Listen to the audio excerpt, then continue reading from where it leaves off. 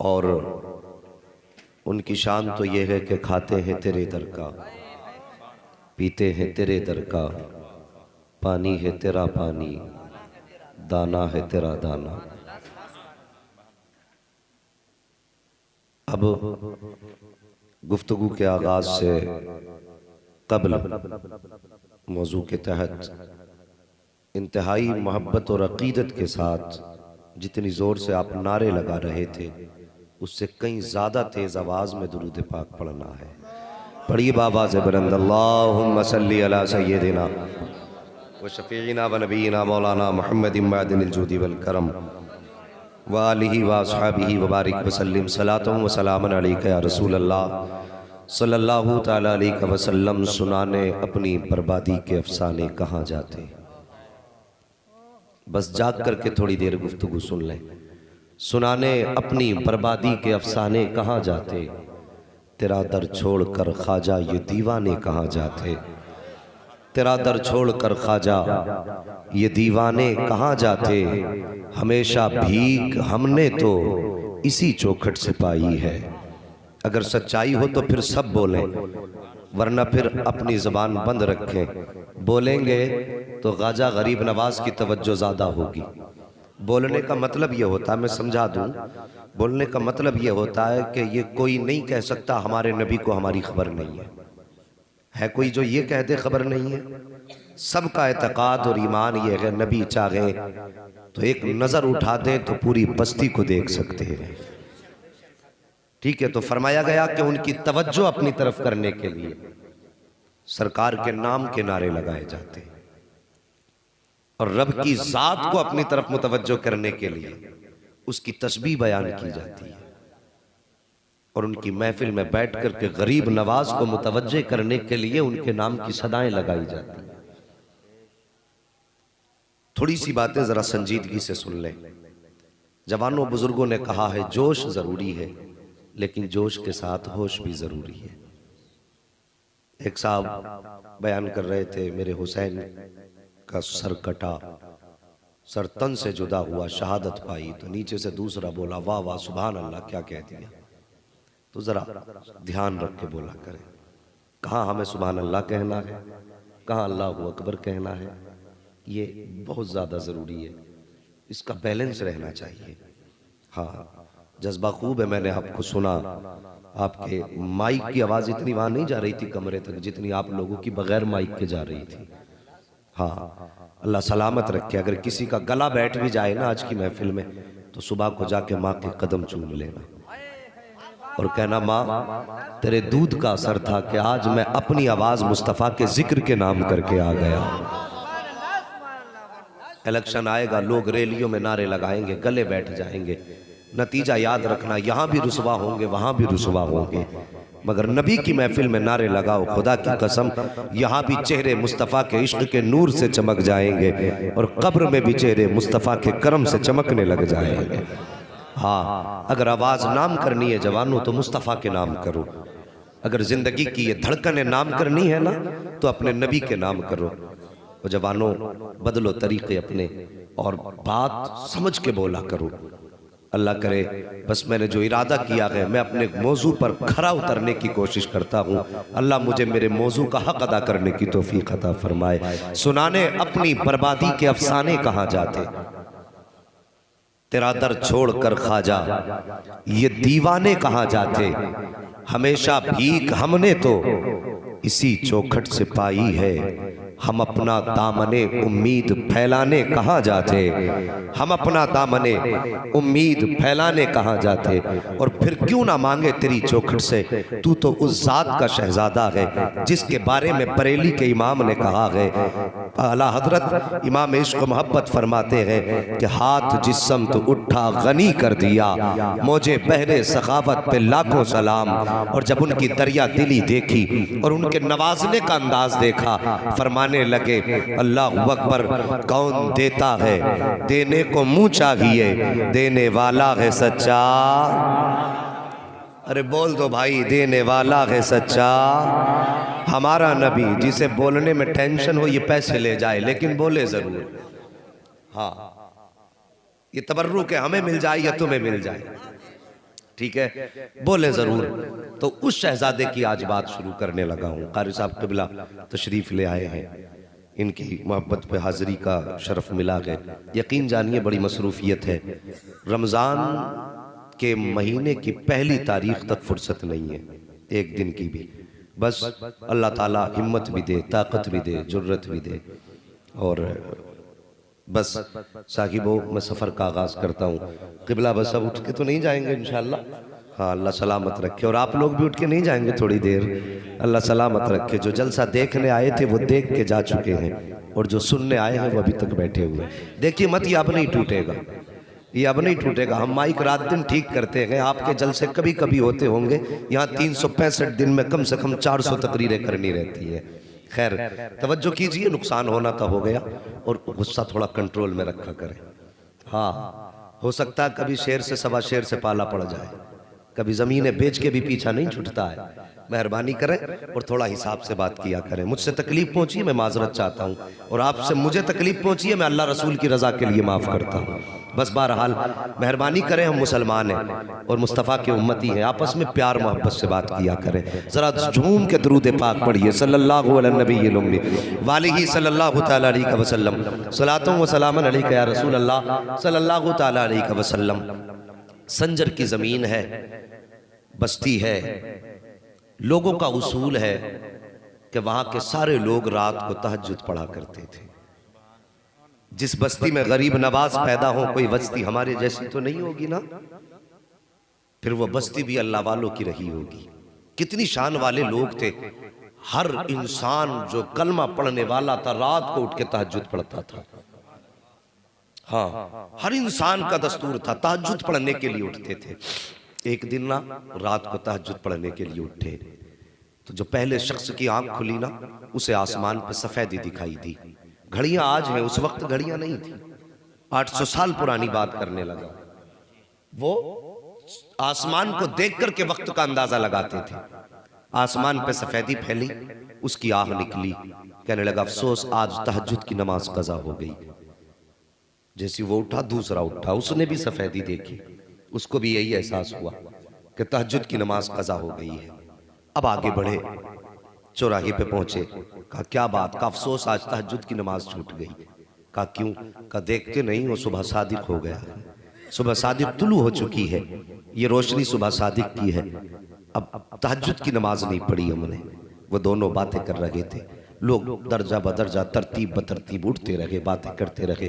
घर से निकले मस्जिद की तरफ। जब मस्जिद की तरफ आए ना, तो रास्ते के अंदर अल्लाहु अकबर, मेरे गरीब नवाज आपके वालिद गिरामी सर सैयद गयासुद्दीन रहमतुल्लाह तआला अलैहि से मुलाकात हो गई।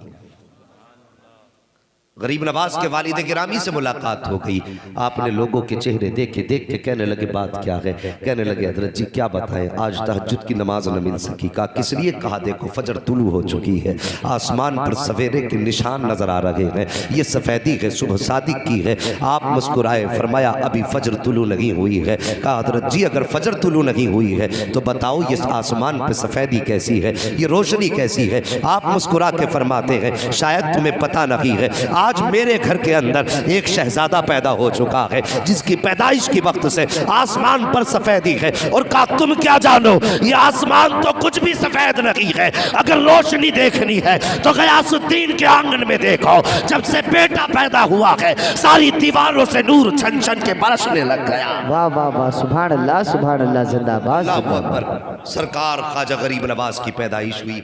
इतने हसीन थे, इतने हसीन थे कि आपके चेहरे का नूर पूरे घर में बिखरा हुआ था। अल्लाह अकबर। इतने हसीन पैदा हुए। वालिदा अपने शोहर से कहने लगी मेरे सरताज बताओ तो सही इसका नाम क्या रखना है। सरताज कहने लगे मैं भी ये सोच रहा हूँ। आप कहने लगे क्या रखें क्या रखें? खातून कहने लगी मेरे ख्वाजा गरीब नवाज की अम्मी नाम था उम्मुल वरा और मशहूर थी माहे नूर के नाम से। ये याद रखना, अपने माँ बाप का नाम याद है तो फिर ख्वाजा पाक के माँ बाप का नाम याद भी होना चाहिए।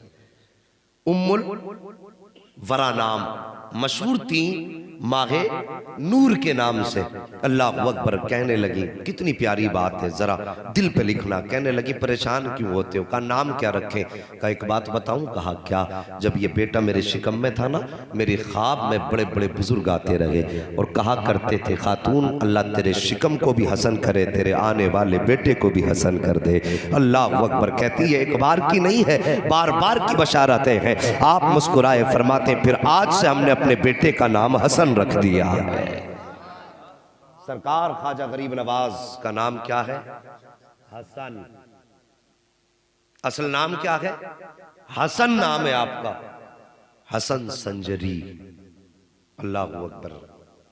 वक्त बदला, वक्त गुजरता गया, बाप से अपने कुरान सीखा आपने, और कुरान इतने खूबसूरत लहजे में पढ़ते थे आप कि जब आप कुरान पढ़ते थे तो हवाएं थम जाया करती थी, परिंदे ठहर करके आपकी तिलावत सुना करते थे।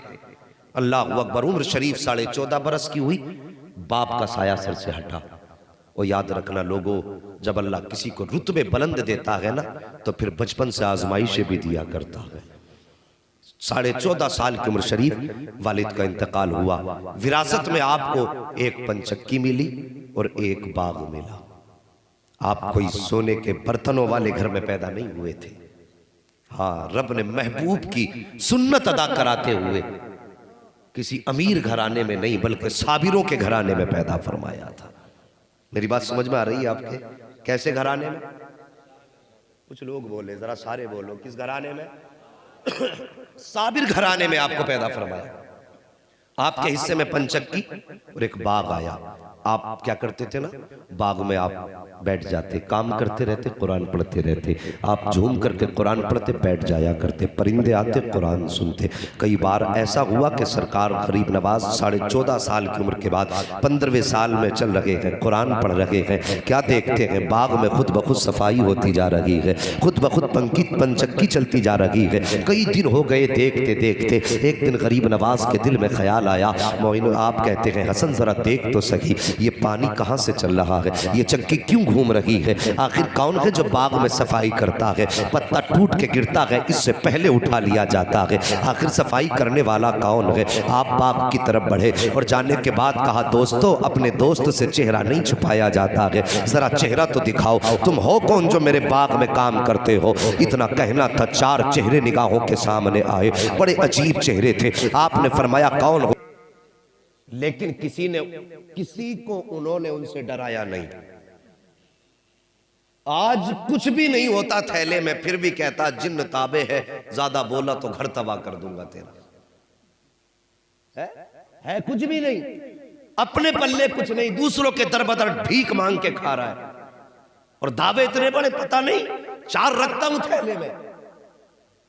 सलीका सीख मेरे गरीब नवाज की चौखट से। उम्र 14 साल है, नौकरी जिन्नात कर रहे हैं। आपने कुछ नहीं कहा था, आप अपने काम में मसरूफ हो गए। अल्लाह अकबर। इल्म दीन सीखा आपने। इल्म दीन सीखने के बाद अल्लाह अकबर, उससे पहले की कहानी बताऊं। आप अपने बाग में बैठे थे, वो आपके बाग के अंदर एक बुजुर्ग नाम हजरत इब्राहिम कुंदूसी रहमतुल्लाहि ताला अलैह, ये मजसूब आदमी थे, आपके बाग में आए। जैसे आके बेटे मेरे गरीब नवाज से कहते हैं, बेटे भूख लगी है। अल्लाह अकबर। आता है फकीरों पे उन्हें प्यार कुछ ऐसा, खुद भीख दे और खुद कहें मंगते का भला हो। आके कहते हैं बेटे भूख लगी है। गरीब नवाज कहते हैं अच्छा बाबा जरा ठहर जाइए। उन मजूब को बैठाया, आप बाग में गए, पके हुए अंगूर का एक गुच्छा लाए, ला करके रखा, एक एक अंगूर धो के बुजुर्ग को देते जा रहे हैं, खिलाते जा रहे हैं। आज किसी के आम के बाग में कदम रख देना, हम नहीं जानी, अगर टांगों पे लठ न मारा तो फिर कहना मौलवी तू गलत कह के गया था। ये आज की कंजूसी है। और उनके घर की सकाफत देखो, एक ही बाग है। आके कहा बेटे भूख लगी है, जो सबसे पका गुच्छा था वो लाए हैं, एक एक अंगूर खिलाते जा रहे हैं। मजूब कहते हैं बेटे तुम्हारा नाम क्या है? इतना सुना, आप फरमाते मुझे हसन कहा जाता है। कहा किस घराने से ताल्लुक रखते हो? आप कहते हैं मेरे बाप भी सैयद है, मेरी माँ भी सैयद है, माँ हसनी सैयद है, बाप हुसैनी सैयद है। इतना कहा था, कहते ठहर जाइए। अल्लाह अकबर। जो हाथ में अंगूर था बुजुर्ग के, ठहर जाता है हाथ, उसके बाद आपने अपनी जेब में हाथ डाला, आधी रोटी का एक टुकड़ा निकाला। निकालने के बाद कहते हैं आज हसन मेरी तलाश मुकम्मल हो चुकी है।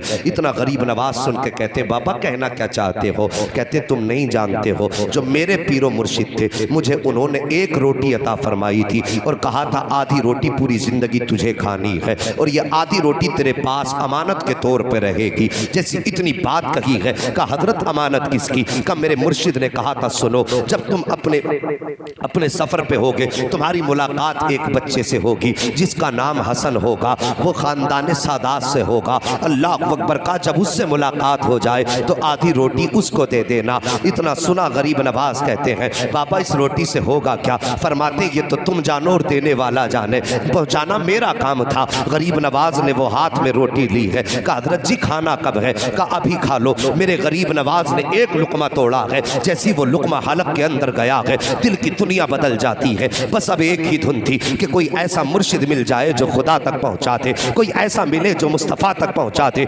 अल्लाह अकबर ये जुस्तजू बढ़ जाती है। आप पीर की तलाश में नीशापुर की सरजमीन पर पहुंचे हैं। वहां पे हजरत ख्वाजा उस्मान हरवनी रहमतुल्लाह तआला अलैह, जिनको ख्वाजा उस्मान हारूनी कहा जाता है, आपकी बारगाह में पहुंच जाते हैं। जाने के बाद दस्त हाथ में हाथ दिया है, मुरीद हुए हैं। अब पीर और मुर्शिद ने बैठाया है, आपको अमल कराए जा रहे हैं। फरमाया बेटे जरा बैठो तो सही। गरीब नवाज बैठे हैं, आपको कुछ वजीफा बताया गया। आज तो सागिब न कुछ आता है न जाता है। कहते सागिब आंखें बंद करके कहते दे वरना तख्ता पलट देंगे, दे वरना तुझे तबाह कर देंगे। एक ऐसे ही आ गया था भिखारी मेरे आला हजरत की चौखट पर। लोग कहते हैं आला हजरत ने शिर्क को बढ़ावा दिया है, आला हजरत ने कुफ्र को बढ़ावा दिया है। नादान आला हजरत ने अकीदे की हिफाजत की है और किस शान से हिफाजत की है। एक भिखारी मेरे रजा की चौखट पे आया और आके कहने लगा इतने रुपए दो, 5 रुपए दो वरना तुम्हारी हवेली का तख्ता पलट दूंगा। मेरे इमाम मकान से बाहर निकले, कहते पैसे जितने चाहे उतने ले जा, लेकिन खुदा की हुकूमत में हुक्मरानी में दखल अंदाजी न कर।